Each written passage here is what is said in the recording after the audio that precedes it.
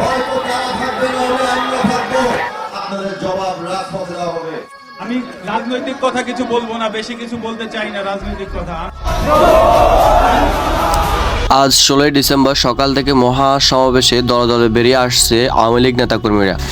ইতিমধ্যে এই মহাসমাবেশে লক্ষ লক্ষ নেতাকর্মী দেখা যাচ্ছে জয় বাংলা জয় বঙ্গবন্ধু স্লোগানে মুখরিত রাজপথ। হ্যাঁ প্রিয় দর্শক, বিস্তারিত জানতে ভিডিও জুড়ে সাথেই থাকুন।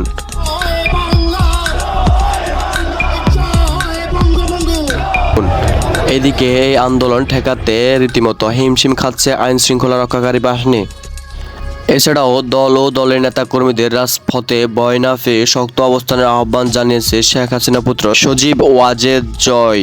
ঢাকার এই সমাবেশ পরিচালিত হচ্ছে সোহেল তাজের নেতৃত্বে। তিনি বলেন, আমি বাবার আদর্শ অনুসরণ করি, আওয়ামী লীগ আমার রক্তের সাথে মিশে আছে। তিনি বলেন, আওয়ামী লীগের এই দুঃসময়ে পাশে থাকতে পেরে নিজেকে ধন্য মনে করি। আওয়ামী লীগের সাথে রক্ত দিয়ে আমাদের সম্পর্ক এবং আওয়ামী লীগের বাইরের কেউ না।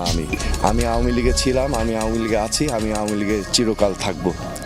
এদিকে জয় বাংলা জয় বঙ্গবন্ধু বলে রাজপথ দখল নিচ্ছে শেখ তন্ময়। তিনি সেখানে বক্তব্য রাখেন।